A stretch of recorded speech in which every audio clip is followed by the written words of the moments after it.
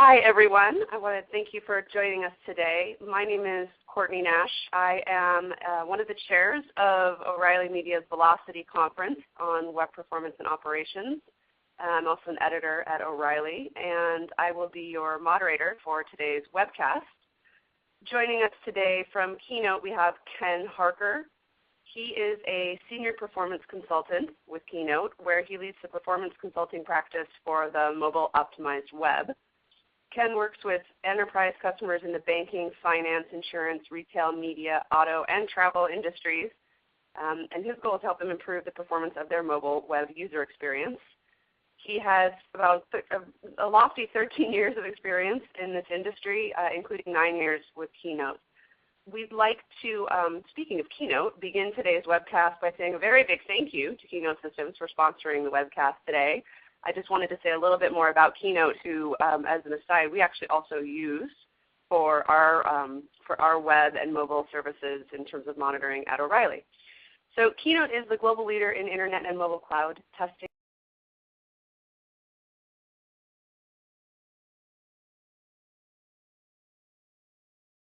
and monitoring.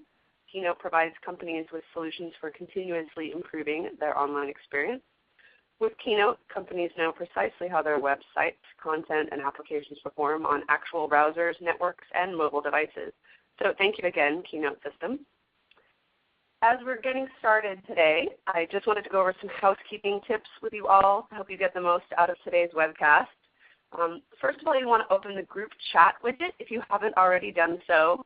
This is where we'll interact with each other during the event and where you can submit your questions. We always find with these webcasts that you folks in the audience have a lot of great knowledge to share and a lot of really fantastic questions. So please feel free to chat with each other as well during the event. However, if you do have a specific question, please be sure in the chat window to preface that with the capital letter Q, as in question, so that we know that is for Ken, and we can make sure to put it up for Q&A. And I will be pushing some of those questions through to Ken towards the end of our webcast today.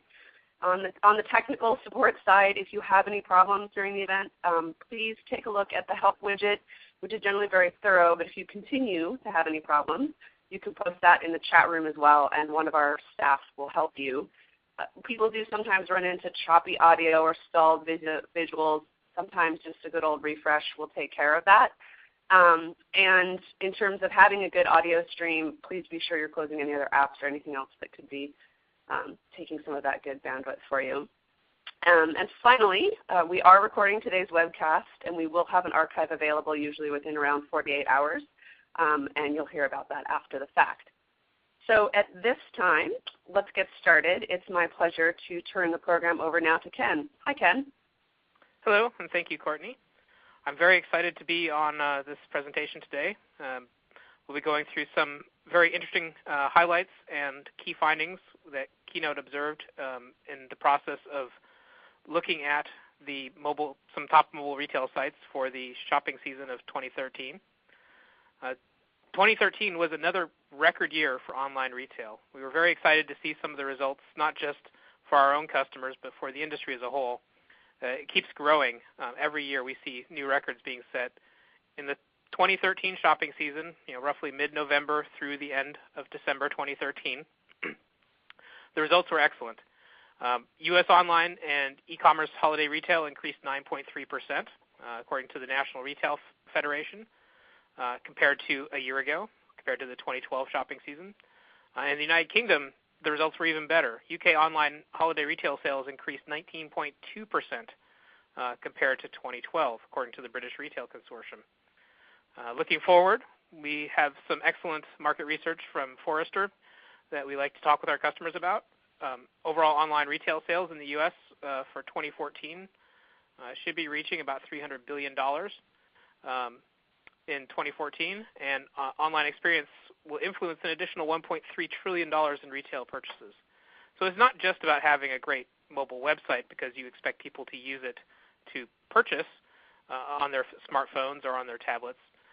The mobile experience has bigger impacts. People will be shopping, window shopping for your products and services while they're on the bus, while they're in your competitors' stores, There's a lot of effort that should be going into mobile simply because it has this enormous influence, not just on purchases made directly over the phone, but over all e-retail channels.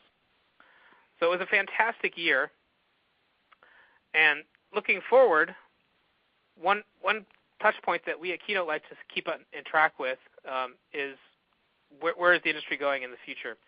And Forrester Research does a great job every year of putting out a State of Retailing Online, and they did one just recently in January called the State of Retailing Online 2014.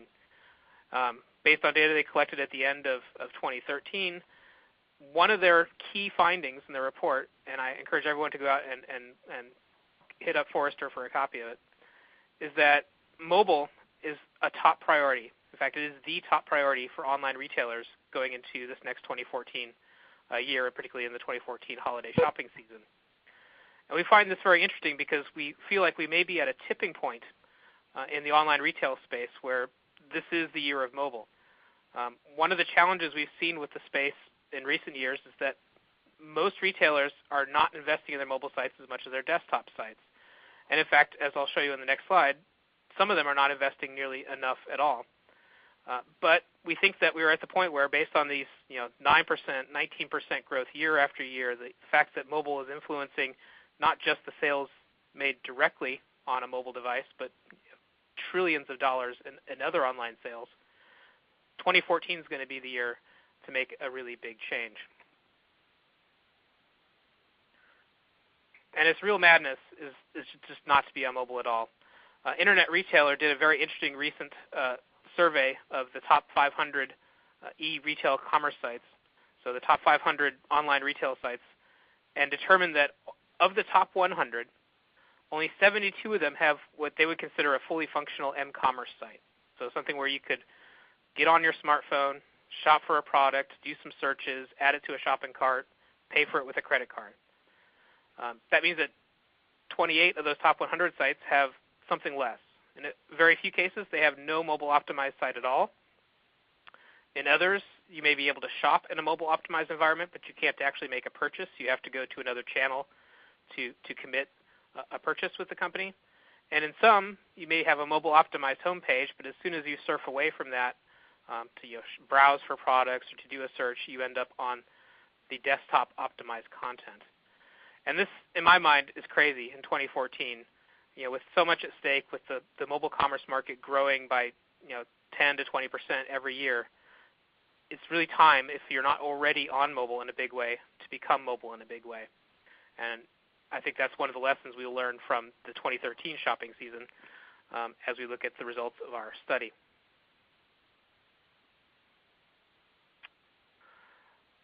Another key finding about mobile is that the price is right. On the web, there's always a lower price. That's one of the things that retailers need to keep in mind. And just as brick-and-mortar stores can differentiate themselves from their competitors with high levels of customer service, when it comes to the web, it's really performance. It's the user experience on the website that's going to help you keep your customers.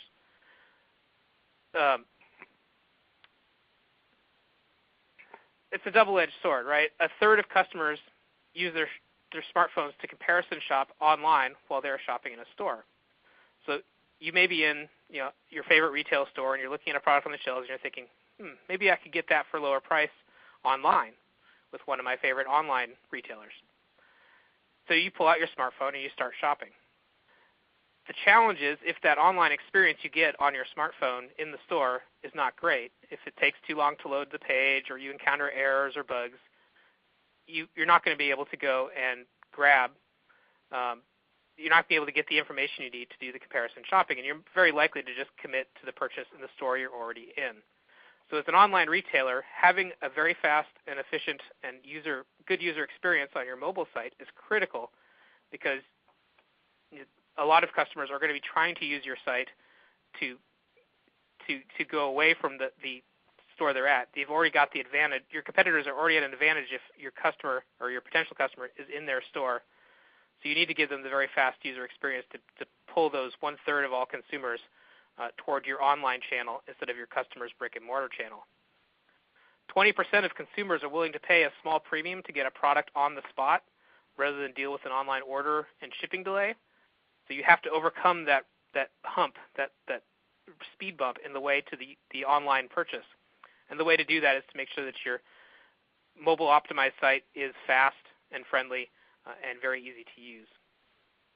Highly performing mobile sites are the ones that consumers are going to turn to when doing comparison shopping. And nobody really wants to wait for pages to load. So what are the expectations? We know that online mobile retail has been growing substantially. We know that the desktop retail space is very hot for online retail. Where do you need to be based on what Keynote knows about the online retail space in order to be successful at doing online retail? Well, we have some standards, and we've looked at this from many different companies have looked at this question. In 2006, Google first began experimenting by adding intentional delay to some of their pages to see at what point would click-through rates go down, at what point would their ad revenue dry up a little bit with additional delay. And surprisingly, they found that delays as short as 1/10 of a second affected their sales ad revenue. 1/10 of a second is extremely fast. That's like blinking your eye. You blink your eye 10 times in a row. It probably takes about a second to do that. And a 1/10 of a second actually was enough to impact their ad revenue. That very same year, Amazon experimented as well, adding small little bits of delay to their checkout process to see what the impact would be on sales. And they found that a delay of as small as a 1/10 of a second resulted in a 1% revenue loss. So very small amounts of delay can have really significant impact to revenue, conversion, user loyalty to the site. The next big research we looked at was in 2009 when Forrester came out with a sort of groundbreaking study in the retail industry and determined that based on their research that a 2-second user experience time was what you needed to be at for a desktop-based e-retail site in order for your customers to be satisfied. Anything beyond 2 seconds and you reach points of merely tolerating the site or even going into frustration with the performance of the site. And Forrester followed up again in 2010 with another follow-up study where they determined that half of all site visitors are willing to abandon page loads that take more than 3 seconds. So it's a very, very hard target to meet, but it's one that all retailers have to have in mind if you're going to be successful online. In 2012, the New York Times had a very thorough article that talked to several different experts about performance of retail websites, and the key finding that article noted was that a difference of as little as 1/4 of a second in page load times between your site and that of a key competitor can drive customers to that key competitor site. If they're 1/4 of a second faster than you, you will start losing customers as a result. So this is a real challenge, and at Keynote, we've decided that the target we should have our customers aiming for on desktop is 2 seconds or faster. That's what we recommend to all our customers. That's the target you should be aiming for, is that the user experience is 2 seconds or faster. Now on mobile, there's a little bit less stringent requirements. Mobile networks are not as fast or consistent as the wired internet.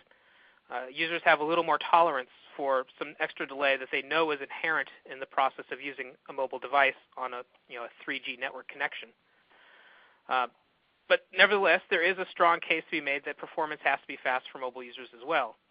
In 2011, a company called Strangeloop found that adding an additional 1/2 second of delay for mobile users resulted in fewer return visitors.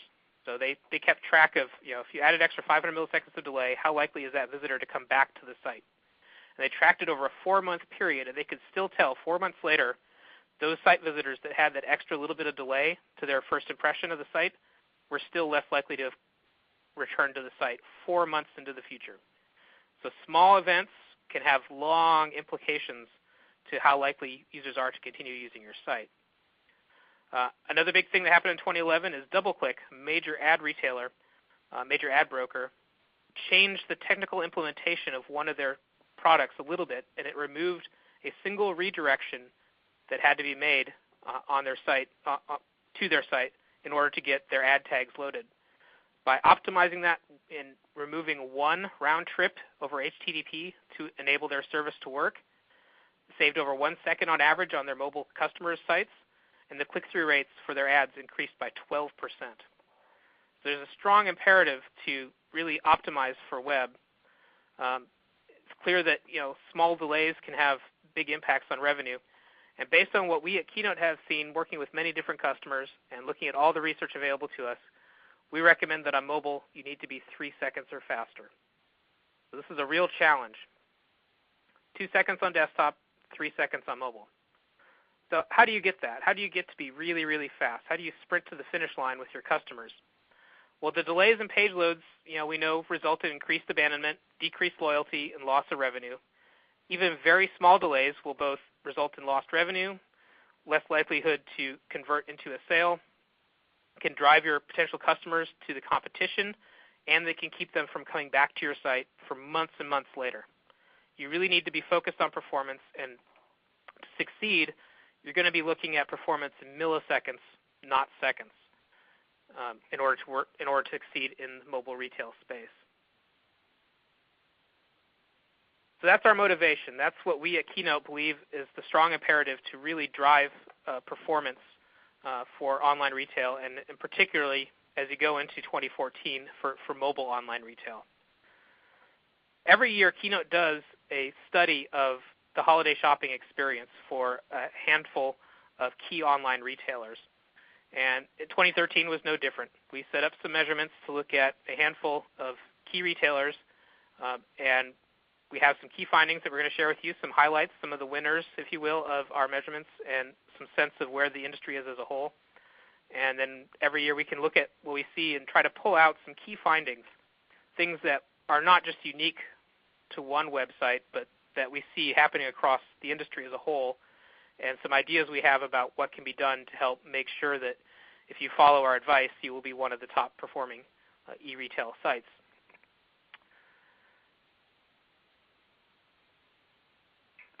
So in 2013, we for the first time decided that it was time to do the index not just on desktop, but to do a real three-screen experience. We live in a three-screen world. 6% of the world now has tablet computers, tablets, as opposed to desktop and smartphone. And that 6% share worldwide has happened in just a couple of years. You really need to, if you're looking forward to the future of online retail, be looking not just at the desktop and not even just at smartphone, but starting to take into account the tablet user experience as well. So we decided, it's a three-screen world. We're going to look at the online retail experience from a three-screen perspective. We looked at 13 top online retailers. For desktop experience, we measured desktop, smartphone, and tablet. The smartphone and tablet measurements were made on 3G mobile network connections in New York and San Francisco. We didn't do any 4G measurements for this year's study. We may next year. We're still looking at what we think most customers are going to get when they're out and about, and that at the moment is still 3G for many customers. The desktop measurements were taken on high-speed, low-latency network connections using real browsers. For this study, it was Internet Explorer. Next year, we may choose Firefox or Chrome or some other browser. But the idea is we're using real browsers for the desktop measurements to get really high-fidelity sense of what the user's experience actually was.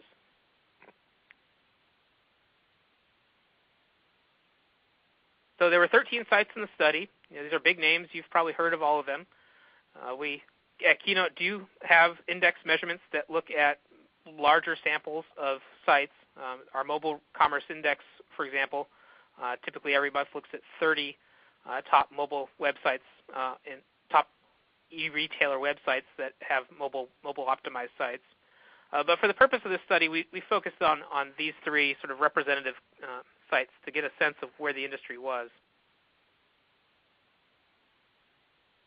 And what did we measure? Well, a lot of Keynote's index measurements that we do on a regular, ongoing basis are based on simply the home page loads. And if you look at a lot of other sort of industry comparisons you may find on the internet, a lot of that's based looking at just the home page experience, which is, of course, a critical part of your customer's experience of your site. It's the first place most of them will go. It's the first chance you have to make an impression on them, not just from a brand impression or a marketing experience, but also from a performance experience. But if a customer is actually going to use your site and shop with you, they're going to have a complete journey through your site. We like to talk about user journeys as what you want to measure, because it really gives you a sense of what the overall user experience is going to be. You do start at the home page, of course, but in our particular user journey that we used for this study, we then immediately began searching for a product like a camera or a television. We filtered the search results based on price or some other criteria to try to see how the filter process worked.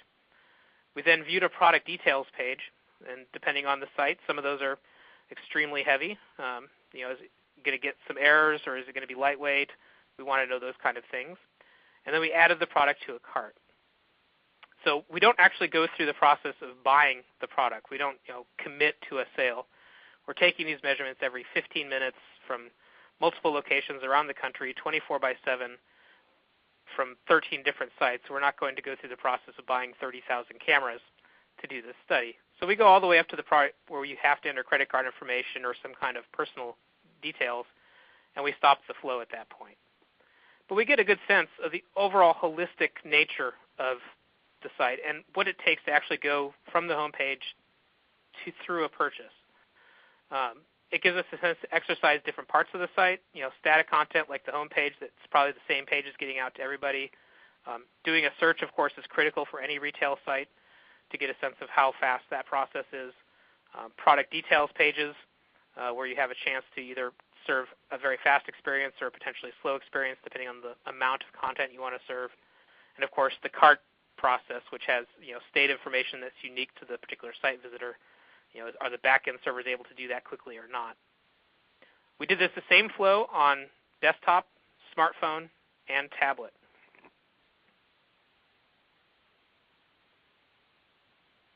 So I'm going to go through some of the top findings, give you some highlights of what we found on desktop, smartphone, and tablet, and then afterwards I'll follow up with 7 key things lessons that we learned and wanted to pass on to the e-retail community based on what we saw in the Keynote data. So we'll start first with the desktop results. So our user journey of shopping on the desktop, starting at the home page, searching for an item, filtering the search, looking at the product details page, and adding to a cart, on average, across all 13 of these sites, took 22.8 seconds. This was actually a very stable transaction. Over the course of mid-November to the end of December, over about a 6-week period, the weekly averages for this transaction on desktop varied by less than a half second, which means that at any point in time during the retail shopping season, it would take you about the same amount of time on average across these 13 sites to do a purchase. The slowest week was the 3rd week of December, which probably makes sense. That may have been the time when most sites were experiencing the highest volume. When this, on average, across all 13 sites, the purchase transaction took about 23.2 seconds. So that's a difference of roughly 0.4 seconds from the average. It's not that big of a deal. The fastest week was the 1st week of December, which again may have corresponded with the lightest volume. A lot of customers either purchase something right after Thanksgiving in late November, or they'll be purchasing it closer to the day of Christmas in the 3rd week of December. But the fastest week was only 22.7 seconds. So over the course of the entire holiday period, there was not much change for the industry as a whole. Effectively, visitors saw no meaningful difference during the shopping season.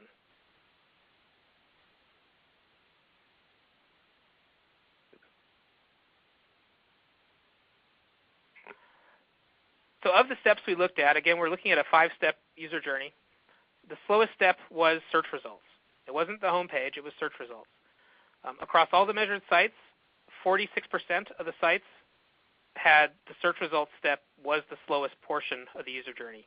So if you're in charge of an online retail site for desktop, you want to make a little bit of an effort to ensure that your product search is as fast as it can be, because that seems to be the pain point for the industry as a whole.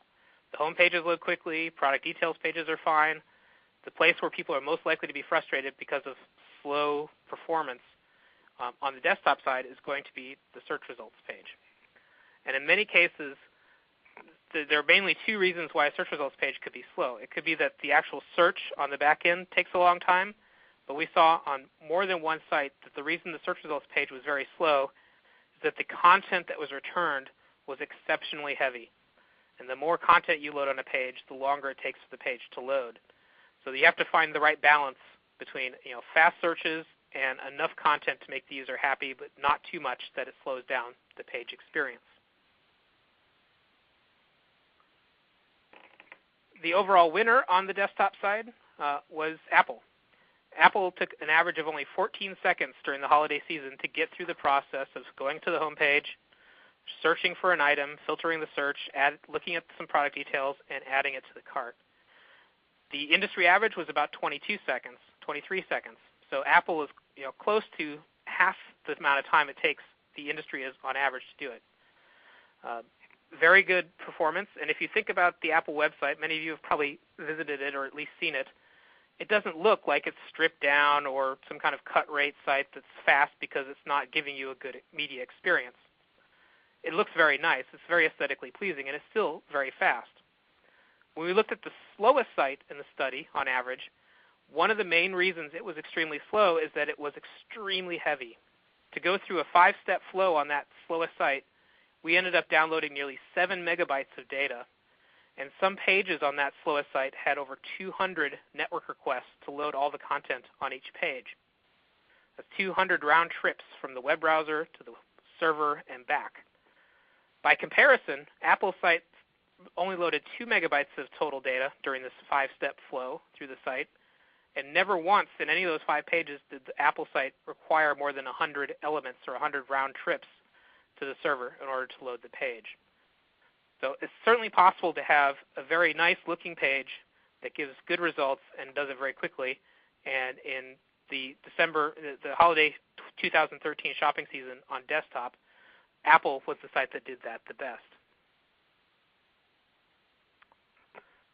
The site that was the most available during this time period was HP, an overall transaction uptime of 99.6%.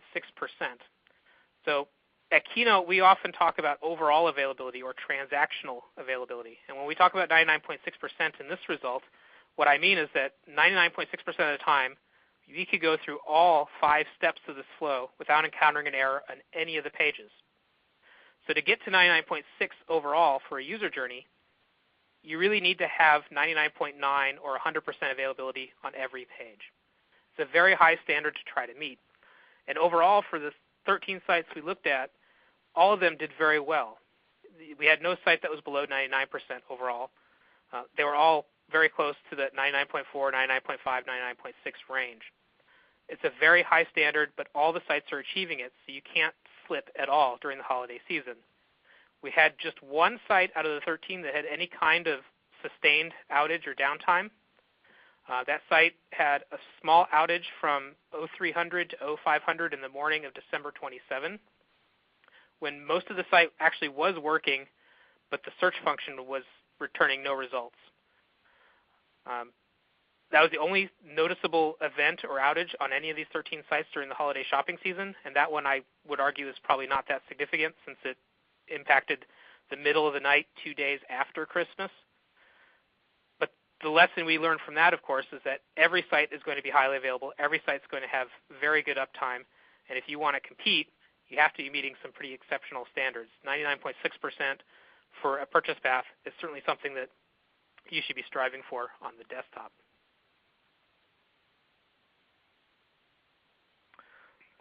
So some key findings for the smartphone arena. One thing that we can tell you about the smartphone measurements is that of these sites we looked at, nearly all the pages we encountered were designed for both the smartphone screen size and for use over mobile network connections. So optimizing for those two things are not necessarily the same. It's certainly possible to optimize content so that it looks great on a small screen, but that doesn't necessarily mean that it's been optimized for use over slower, high-latency mobile networks. Overall, the user experience on smartphones continues to be much slower than on desktop, and it's not entirely the fault of the slow mobile network connections. There's certainly some elements of design to it, but that continues to be the story. Someday I hope that we will look at smartphone measurements and say that they are just as fast as desktop, but we're not there yet. In fact, during our study period, the average time to complete a transaction to get all the way from the home page to the cart took 32.1 seconds, or roughly 10 seconds longer than the desktop user experience. It was also less consistent. Throughout the holiday study, the weekly averages ranged from 28.6% in early December, 28.6 seconds rather, in early December, to 35.7 seconds in the third week of December. Certainly a lot more variation than you see on the desktop. So it seems that the mobile sites were more sensitive to, extra traffic or load or more activity going on the mobile networks during certain times of the holiday shopping season. Much less consistent experience than what we saw on desktop. The slowest site in the study for this period had an average of 54.8 seconds to complete the shopping path, or roughly 3 times as slow as what the average desktop experience was during this shopping season. So there's obviously a lot of work that these retail sites can still be doing to improve the mobile user experience. Overall, the slowest page on the mobile retail experience was not search results, it was the home page. One of the challenges with mobile is that it's a very high latency network environment, and so some of the activities that happen on the home page and are unique to the home page suffer because of high latency. Every time you make a connection to a new server, you have to potentially be doing a DNS lookup to map the domain name to an IP address. You'll have to do a new TCP connection. If it's a secure site, you may have to do an SSL connection. All of these are activities that are very sensitive to high latency. And more of those activities happen on the home page than any other point in a user transaction or a user journey on a site. Retailers really need to focus on optimizing the home page experience on mobile. That's the place where users are going to be most likely to be frustrated by slow performance. And if customers are going to potentially abandon your site after 3 seconds, you really need to focus on making sure that that first 3 seconds count. The search results pages were the next slowest page on average for mobile site visitors, for smartphone visitors, but it sort of paled in comparison in terms of scope to the homepage experience. You really need to have a fast homepage experience unless you're willing to risk people abandoning and not completing the transaction before they even get to the search. Overall, the winner for the smartphone side of things was Sony, the Sony Style Store. Sony has many, many different web properties. The one we measured was specifically Sony Style, where you would actually go if you were to shop for a camera or a laptop as a consumer. It came in with an average time of 19.7 seconds to complete the overall path, which compares not unfavorably to a desktop experience, right? The typical desktop experience was about 22 seconds. So Sony is actually able on their mobile site to do as well in terms of performance as a typical desktop user would experience. So that's an example where there are sites out there that can achieve high performance. It is possible, and Sony did a good job. The study average was 32.1 seconds, so Sony is about 30% faster than the industry as a whole. The slowest of the smartphone sites actually was not Apple. So Apple was the one site in our study that does not have a smartphone-optimized website. If you go in your mobile phone, including an Apple iPhone, and you type in www.apple.com, you will get the full desktop version of their website. Apple does have a mobile app for which they hope that you will use to shop when you're using a mobile device. But if you're not willing to install the mobile app, or you're just trying to get some quick price information and you just want to look at it on your browser, they will give you the full desktop experience. And you would naturally expect that that would result in them being the slowest. But it actually wasn't the case. We had a site that was slower than Apple that averaged 54.8 seconds to complete the user journey. Its site was designed to take advantage of the mobile screen real estate. The images were sized properly. The buttons and controls and the general look and feel of the site was designed with the mobile screen in mind, but it was actually slower than its competitors that served the full desktop versions of their site. So it's possible to have a site that looks good on a mobile device and maybe has acceptable performance over Wi-Fi, but is terrible when you have a 3G network connection involved.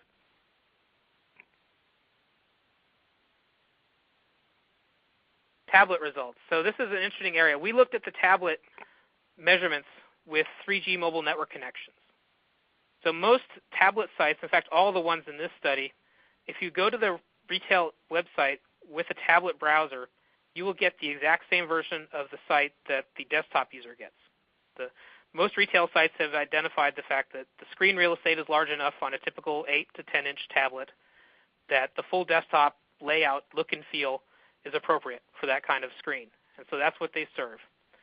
And a lot of tablet users are on Wi-Fi, they're on high-speed network connections, and they're probably getting more or less exactly the same kind of performance experience that you would get with a desktop browser.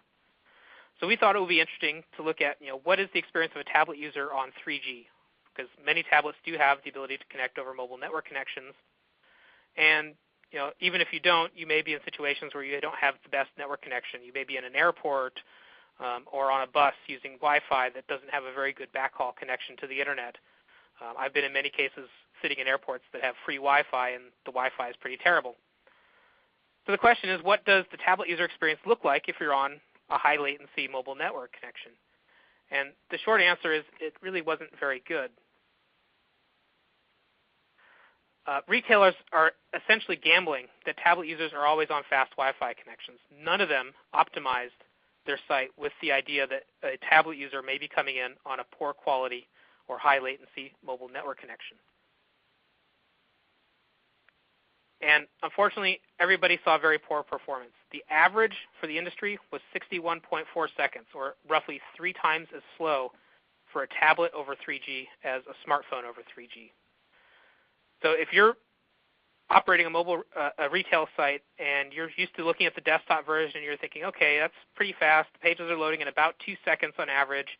The tablet user is going to see something similar.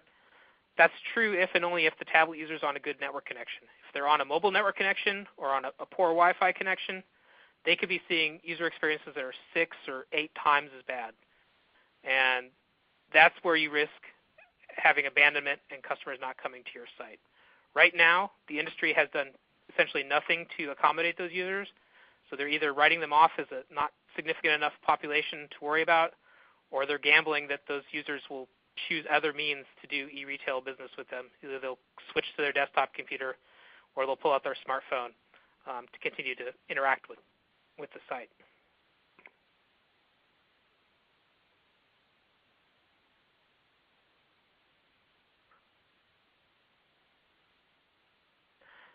So at this point, that was our top-level findings. We have a few lessons. I have 7 kind of key findings we encountered that span all of the websites that we looked at in this e-retail study. The biggest point of frustration we know for mobile web users is slow page loads. And mobile needs to be a continuing focus for e-retailers to succeed. So some of these recommendations have a more urgent, are more urgent for the mobile site, but they all apply to both desktop and mobile. So let's go through some 7 key findings we had for e-retailers. So the first one is what we call dress light. It's really important, particularly on mobile, but it also does benefit the desktop experience, to have as few elements as possible on your web pages, to be disciplined about using the least number of round trips over the network to accomplish what you need to do and give the user the experience you want to give them.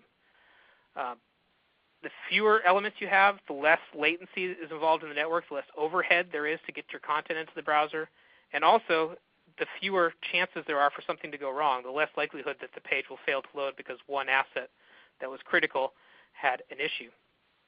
One of the sites this holiday season actually improved their results a bit during the course of the holiday season by reducing the number of third-party elements on their page. So marketing analytics tags, for example, things like Omniture, Google Analytics, things that the business side loves to get because they tell you who your customers are, where they're coming from, what kind of other sites they visit, lots of good information.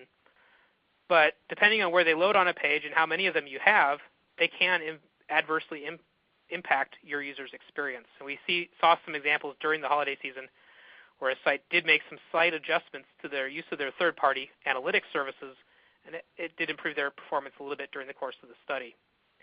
In general, for mobile, we recommend, if you really want to be fast on smartphones, your smartphone-optimized site should aim for 20 or fewer HTTP requests and 200 kilobytes or fewer per page.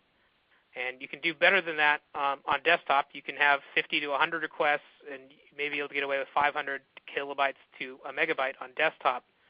But for mobile, you really need to be very disciplined and try to do as much as you can with 20 round trips over the network and 200 kilobytes or less in data.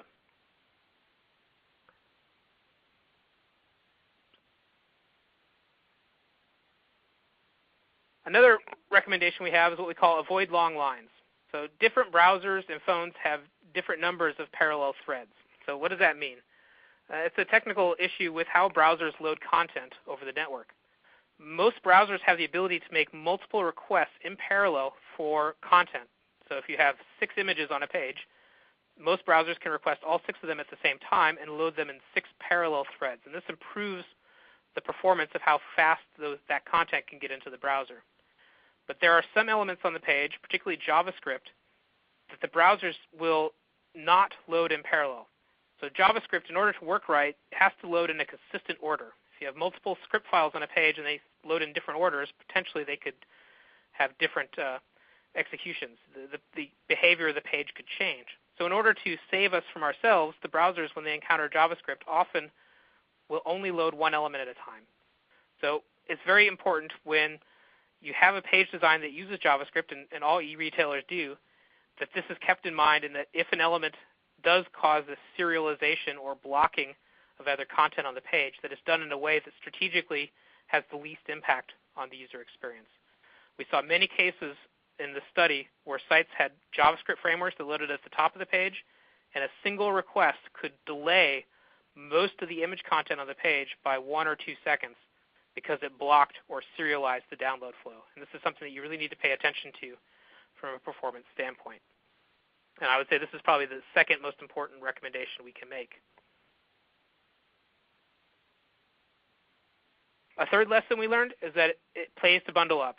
Now, I told you just 2 slides ago that dressing light is important. And by bundling up, I mean something along the same lines, actually. A lot of sites in the e-retail space are very image heavy. Lots of, if you want to give lots of good product images, lots of good visual look and feel on, different colors, for example. If you're apparel, you may have a lot of, the ability for the customer to see a particular clothing item in a dozen different colors, and so you have lots of little images for each color swatch on the page. There's a lot of opportunity to have lots of small images. And the thing about TCP connections over the internet is that small content files, like a 2 kilobyte image file, it's very inefficient to make a lot of requests for small image files. Every time you request a 2 kilobyte file, for example, the content of that file can come back in a single packet, usually, over the network. But there's a lot of overhead.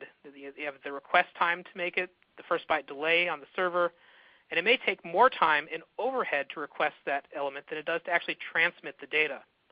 It's much more efficient to have, say, a single 20 kilobyte file sent over the network than to make 10 requests for 2 kilobyte files.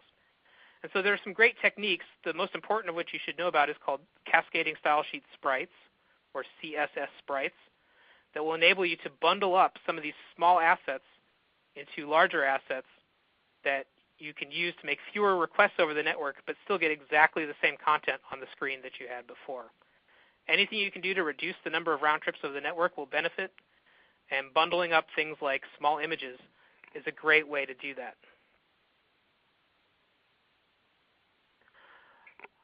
A fourth lesson we have is anticipating the rush. Most e-retailers, certainly the 13 that we looked at, seem to be doing this okay, but you know it's coming. You know there's going to be a big retail push in late November, early December 2014. Why wait until the holidays to prepare? You should be doing things like load testing your site early. If you're trying to arrange with a vendor to do some load testing on your site in early September, you've probably waited too long. You need to be getting that on your calendar in the summer, because most load testing vendors have the same big rush that you have, except for them it's the September, October, November time period that's their big rush, and you need to make sure that you're on their calendars during those time periods, that you've reserved your spots for that kind of service. Benchmarking the performance of your site relative to your competition during the course of the year is important, but making sure that you're ready to go in the September-October timeframe requires preparing for that a little bit earlier and making sure that you've got your load testing plan in the full readiness during the summer.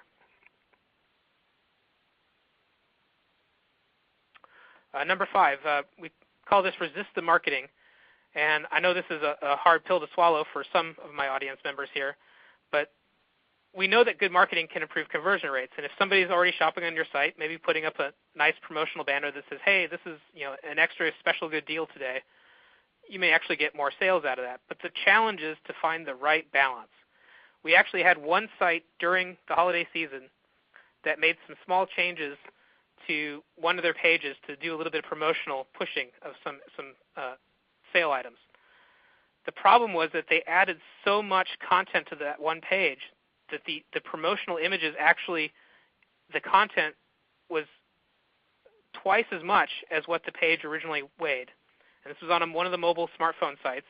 And so basically the size of that page tripled for a short period of time due to this promotion. And that had some significant performance impact to the users that were going through that page. Now, sometimes it's worth it, right? Depends on what the page is and how much those promotions actually result in increased revenue.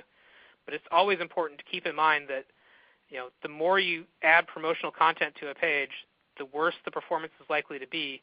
And there's a risk that by trying to over-promote something, you may actually be driving people away by giving them bad performance. So we saw some performance impact with this during the study, and it's important to make sure that if you're considering doing that, particularly during a peak holiday shopping season, that you strike the right balance, that you know that what you're doing is worthwhile and will, on balance, be the right thing for your business. Partner up. So one of the lessons we learned is that the loads that these sites see during peak holiday shopping season is quite significant, and we believe that every one of the sites we looked at uses a content distribution network to help them deal with it. So if you're not familiar with content distribution networks, content delivery networks, these are services where you can push the content of your website out to edge servers, as they sometimes call them, all over the United States, for example, if your market is the United States.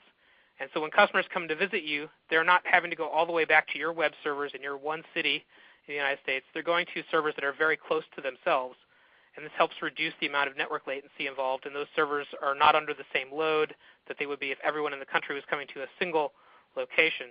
They really help spread the load out, they help improve performance, and they can give the users a much better experience. One thing that's important about content delivery networks, though, is that you really need to monitor the performance of your site to know that they're doing what they say they're doing, that you're getting the value out of it that you want to get out of it, that everything is tuned properly, that the timeouts, the expiration times, and so forth are done so that the content is staying on the edge servers as long as it can without having any issues. As far as I can tell, all the sites we looked at were using content delivery networks, and I would expect any of the top 100 sites in the e-retail index would be using content delivery networks. Certainly, it's definitely worthwhile for large retailers to do that. And then finally, a last great tip we come up is, expect the unexpected. Stuff is going to happen. It pays to be prepared in advance, but you know that something's going to happen during the holidays. We actually only had one retailer that had more than a single hour of downtime, and even then it was sort of a partial downtime in that much of the site still worked, but some of it didn't. Unfortunately, when that went down, the search didn't just fail. It presented a page not found error for several hours. So it would have been nice, and you should prepare for this, that things may go wrong with the site. It's very good to be able to show the user some kind of apology message, something that looks nicer than just a generic browser, sorry, this page can't be found. It will do a great deal to improve the user feedback. They may be willing to wait. If it's a planned maintenance, make sure you say, hey, we'll be back at 5 in the morning. Just come back in a couple hours. We'll be ready for you then. That can go a long way toward improving the user experience. And of course, if you are going to have maintenance events and there's no way to avoid it during the peak holiday season, make sure they're at the off hours of the day. 3 to 5 a.m. Eastern time is probably the best option to make sure that users don't see that unexpected, oh, I can't do shopping business with you right now kind of experience. So conclusions. So what did we learn from the 2013 holiday shopping season? It was a record year for e-retailers, huge growth in the industry, 9% in the United States, almost 19% in the United Kingdom, growing leaps and bounds every year. None of the desktop sites in our study had major performance events or availability failures prior to December 25. There's really no room for you to slip in this business, and what we saw in 2013 is that none of the big sites that we looked at had any slips. So you really can't screw up at all, or you're going to look much worse than any of your competitors because they're not going to screw up. Mobile site performance in general continues to lag. Despite the fact that everyone says it's their top priority, it still can be 50%, 40% slower than what the desktop user gets. Now that gap may close over time as the mobile network technologies improve, as more people move on to LTE or even faster mobile network connection speeds. But it's still true that you can do something today to close that gap for your own website. The fastest mobile sites had experience that was comparable to the industry average on desktop. It is possible, and I think it's a high priority for all e-retailers to try to stretch and reach for that kind of goal going into 2014. Tablet users on mobile network connections continue to receive horrendously slow user experiences. The average is still 3 to 4 times as bad as what desktop users experience. Will this change in 2014? I don't know. I haven't seen a lot of interest in mobile retailers doing something specifically for tablet users on poor network connections. If your site does, you may be one of the first. You may be able to capture a nascent and very fast-growing market. So, in conclusion, we think 2014 may be a tipping point for mobile. This may be the year that a lot of sites get even more serious about mobile and try to close that gap. It certainly looks like that is the trend in terms of users getting onto mobile. And we look forward to next year when we'll be doing this study in some form or another again and to share your results with that next year. So with that, I guess thank you. And I guess we're ready to take questions or comments. Yeah, I've been watching the questions come in the chat room here, and I just wanted to underscore one thing before we dive into the questions. I know you talk a lot of the number 5 point about sort of trying to resist the urge and the pull of marketing, and I think this is a hard sell for a lot of people internally, and it's really easy to get into sort of back and forth arguments between the two teams, and so, it's nice to see studies like this, and one of the things that I really want to encourage people to do is be as data-driven as possible. And so, one thing that you didn't bring up as much here, but I think you talked a little bit about it, is if you're not doing any kind of A/B testing yet, that's really important to be doing here as well. You can do A/B testing with and without that, marketing and looking at different performance impacts on your site. Then you've got data to support the trade-offs between adding marketing content and slowing down the performance of your site. And that can help you make some really informed decisions versus just sort of arguing back and forth about what seems like it might be more important. So yeah, and that also goes to the, don't wait until the last minute to try these things recommendation. You'd be surprised how many customers come to a company like Keynote that does load testing in mid-October with the idea that, hey, we need to do a load test before the holiday rush. Well, at that point, it's really hard to get on the calendars to try that out. It's also true that it's kind of late to start doing A/B tests at that point. You really need to start doing that in the summer to have a handle on your plans in time for the holiday. And if you find something you need to fix in October, well, you're probably getting that fixed by January maybe, right? I mean, depending on what your turnaround time is on certain things. So, yeah, that's absolutely right.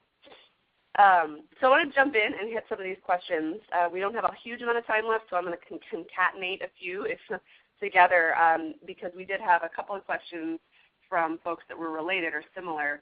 So RB had asked whether you all had some comparative data or any sort of information on whether certain kinds of UI or front-end techniques really helped or hindered with performance. So RB was asking, specifically were you able, I don't know if you guys looked at this, but did HTML5 help a specific site better?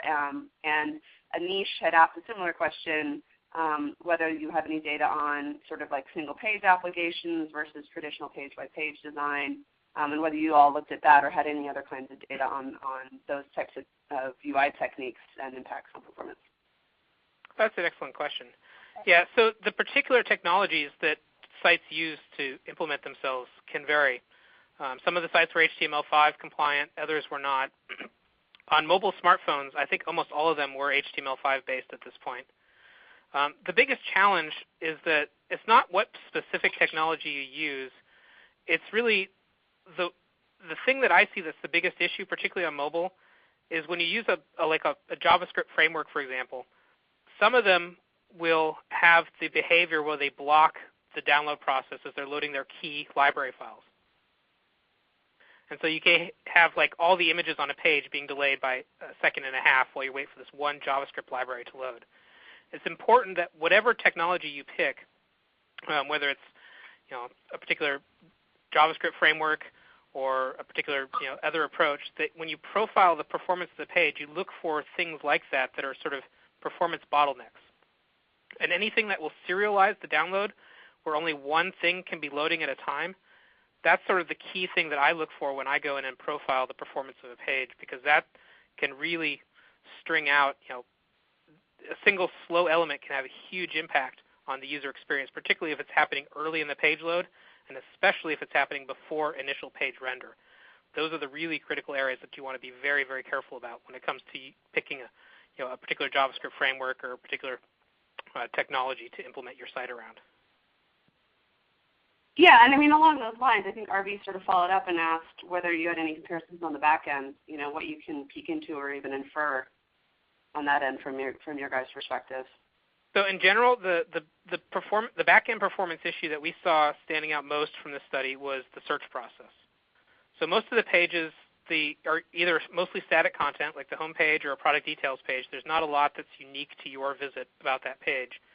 And so we didn't see any real server-side issues. But the two areas where you do have potential server-side issues are doing a search. How fast does that search take? And that varied a bit over the different sites. And then potentially anytime you interact with a cart system, that's you're establishing a unique session for you in the shopping flow, there's always the potential that there could be server-side issues with that. But I'd say in general, the search function, particularly on desktop, was the slowest point of the desktop user experience. And so if you were going to try to profile one application call to make faster, in general, it probably should be the call that does a search for products on your site. Great. So we had a question in from Zach Pry, which was, he said, usually desktop and mobile versions don't provide equal functionality, with mobile being what he calls a quote-unquote cut version of the desktop.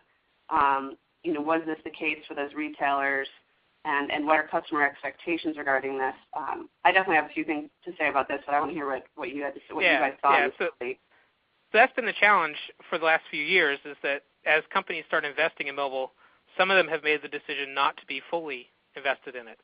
The Internet Retailer Survey that I cited early on in the presentation here does show that about 3/4 of all the top e-retail sites have a fully functional m-commerce site. You can do exactly the same thing on the smartphone that you can do on desktop. But that does mean that there's a quarter that it's not. Of the particular 13 sites that we looked at in our metrics, Apple was the only one that didn't have a fully functional mobile commerce site. The other 12 did. And I think the expectation over time is that Apple will be a very rare exception probably 2 years from now is my guess. Yeah, and I wanted to check in on this a bit, because it's one thing to say they're different. It's another thing to say that the mobile version is cut.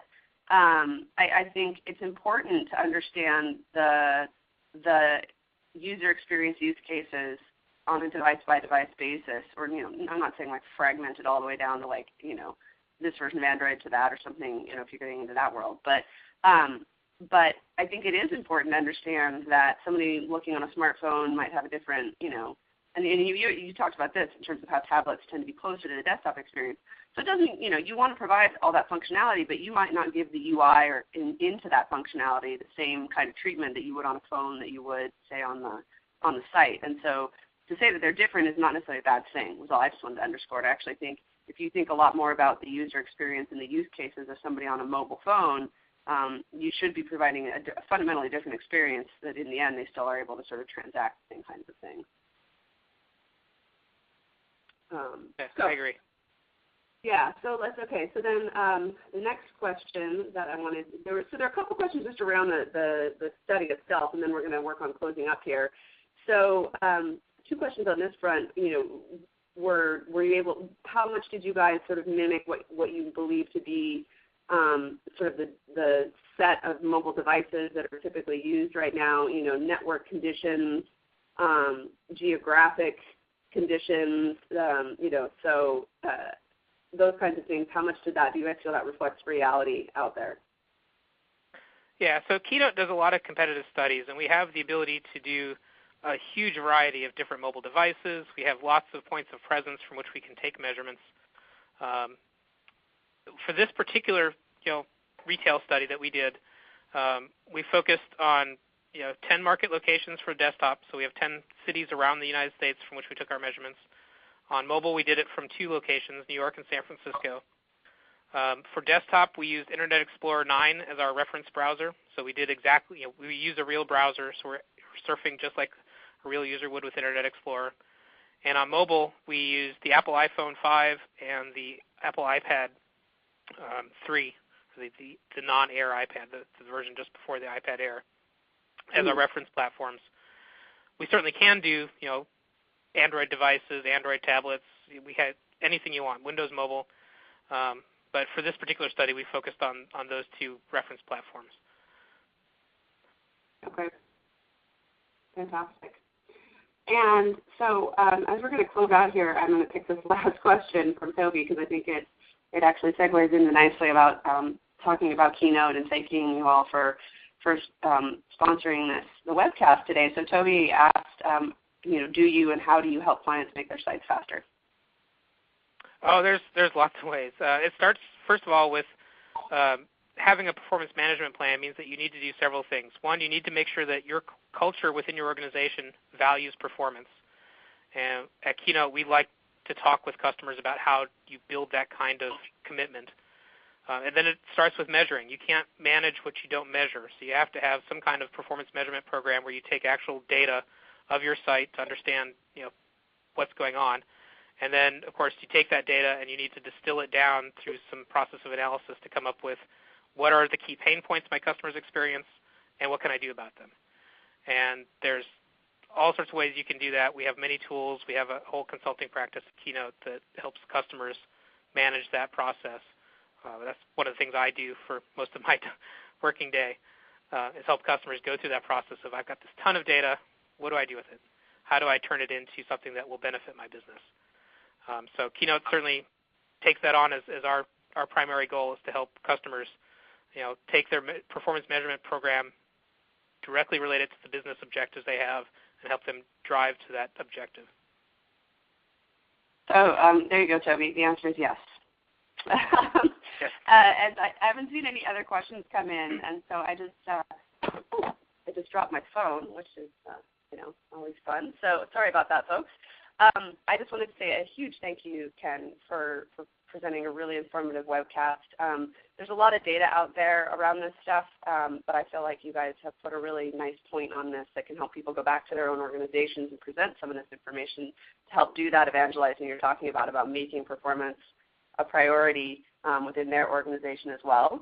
And so my last thank you again is to Keynote Systems for sponsoring today's webcast. It's on the last slide here. I just want to reinforce for you folks, a global leader in internet and mobile cloud testing and monitoring. As Ken said, they don't just provide the tools, they have consulting as well, so solutions for continuously improving your customer's online experience so you know precisely how your website's content and applications perform across all of these, as Ken was saying, all kinds of browsers, network conditions, mobile devices. So thank you all so much for joining us. You'll hear more information after the fact about the slides being available.